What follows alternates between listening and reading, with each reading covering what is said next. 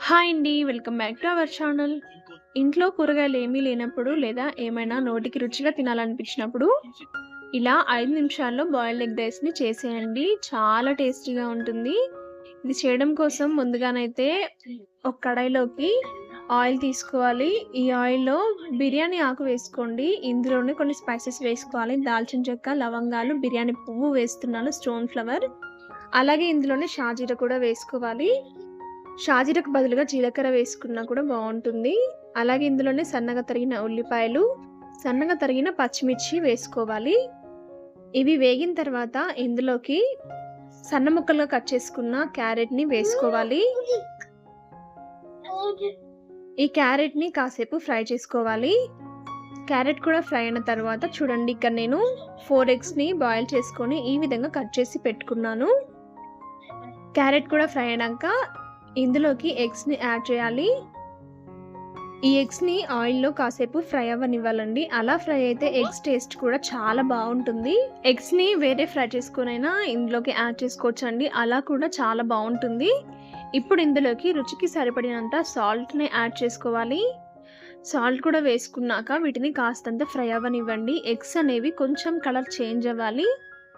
అలా చేంజ్ అయ్యేంత వరకు ఫ్రై చేయండి. అప్పుడే టేస్ట్ అనేది చాలా బాగొస్తుంది. చూడండి, ఇలా కొంచెం కలర్ చేంజ్ అయిన తర్వాత వీటిలోకి మనం మిగతా ఇంగ్రీడియెంట్స్‌ని యాడ్ చేసుకుందాము. ముందుగా అయితే అల్లం వెల్లుల్లి పేస్ట్‌ని వేసుకోవాలి. అర టీ స్పూన్ అల్లం వెల్లుల్లి పేస్ట్ వేసుకొని కలుపుకోండి. ఇందులోనే రుచికి తగినట్లుగా కారం యాడ్ చేసుకోండి. అలాగే మిరియాల పొడిని యాడ్ చేసుకోండి.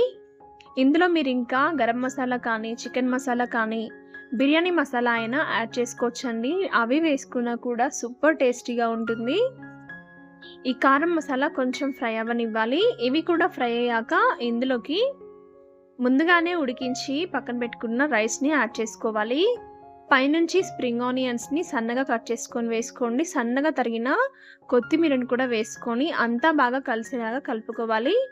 ఇలా కలిపేప్పుడు స్టవ్‌ని హై ఫ్లేమ్‌లో పెట్టి కలుపుకోవాలండి. అప్పుడే ప్రతి ఒక్కటి రైస్‌కనేది చాలా పడుతుంది. ఇలా అంతా బాగా కలిసేలాగా కలుపుకోండి. ఫైనల్‌గా ఇందులోకి కొంచెం సోయా సాస్‌ని యాడ్ చేస్తున్నాను. మంచి ఫ్రైడ్ రైస్ ఫ్లేవర్ కోసం అండ్ టేస్ట్ కోసం యాడ్ చేస్తున్నానండి. సోయా సాస్ వేయకపోయినా పర్లేదు.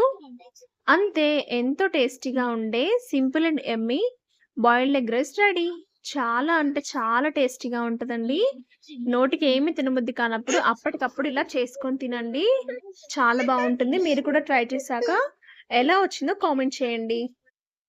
రెసిపీ మీకు నచ్చితే లైక్ చేయండి. మీ ఫ్రెండ్స్ అండ్ ఫ్యామిలీతో షేర్ చేయండి. సబ్స్క్రైబ్ చేసుకోండి.